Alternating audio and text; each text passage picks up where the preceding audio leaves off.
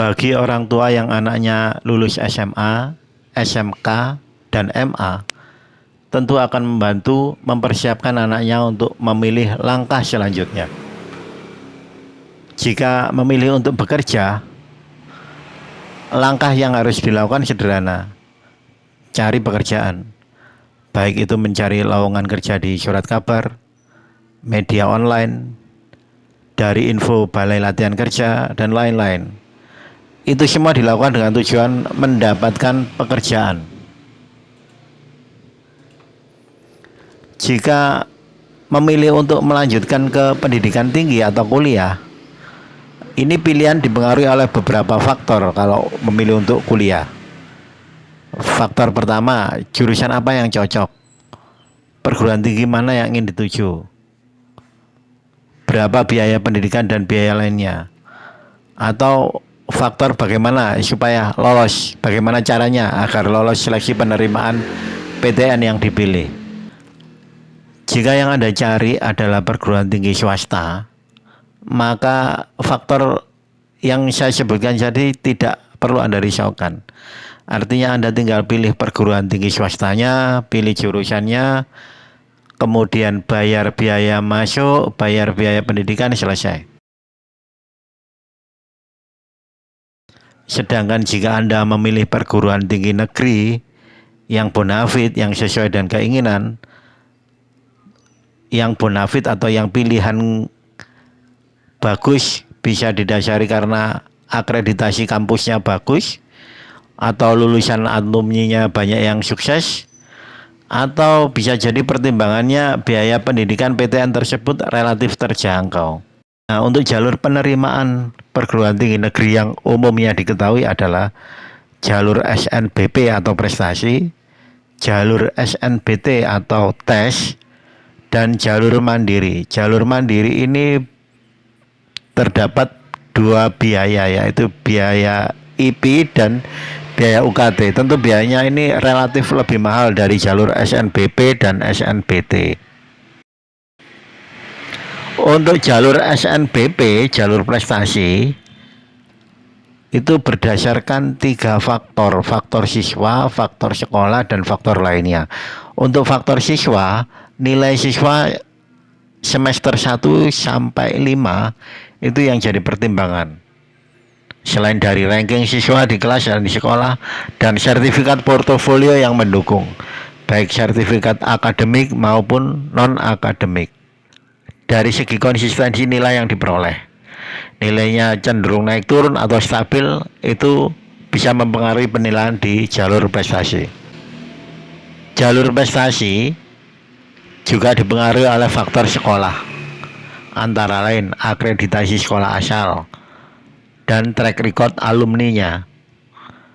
Apakah pernah ada alumni yang diterima di perguruan tinggi tersebut, baik itu melalui jalur prestasi maupun jalur tes. Faktor lainnya adalah prioritas pemilihan jurusan. Ada beberapa PTN favorit, misalnya sebut saja ITS, UNER, atau bahkan UB. Nah, itu pada pilihan SNBP jalur prestasi tidak bisa dinomor 2 kan, tidak bisa ditaruh pilihan nomor 2. Universitas favorit tersebut harus ditaruh di pilihan 1. Jika ditaruh di pilihan 2, maka kemungkinan diterima di jalur prestasi sulit sekali. Data yang diperoleh dari SNPMB, yaitu presentasi diterima, ini data tahun 2023. Untuk jalur akademik, jalur S1, itu presentasi diterimanya 24,12%. Dan untuk pendidikan vokasi D3 dan D4, itu peluang diterima sebesar 31,45%. Ya, untuk S1 24,12%. Tentu peluang ini tidak bisa dikatakan peluang yang besar untuk bisa diterima di jalur tes. Karena di jalur ini, jalur tes ini murni berdasarkan hasil tes dan persaingannya semua calon mahasiswa se-Indonesia.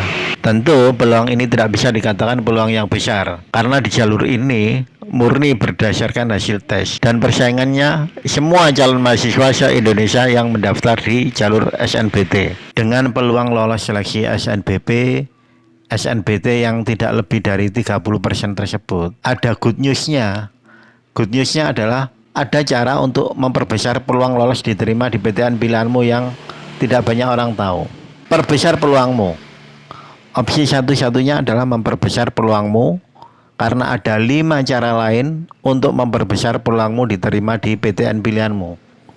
Jadi total ada 7 jalur agar kamu diterima di PTN dan jurusan pilihanmu. Cara diterima di 6 pendidikan tinggi dengan biaya pendidikan gratis dan lulus jadi PNS. Cara diterima di pendidikan vokasi D3, D4 yang lulusannya jarang sekali nganggur. Ya, amat disayangkan jika kesempatan memaksimalkan semua jalur yang ada terlewat begitu saja. Jika terlewat, pilihannya cuma 3. 1, gap year atau coba lagi tahun depan. Nganggur 1 tahun, tentu persaingannya di tahun depan nggak jadi lebih mudah, lebih sulit, iya. Dan yang kedua adalah ke perguruan tinggi swasta yang tentu saja biayanya bisa dibilang nggak murah.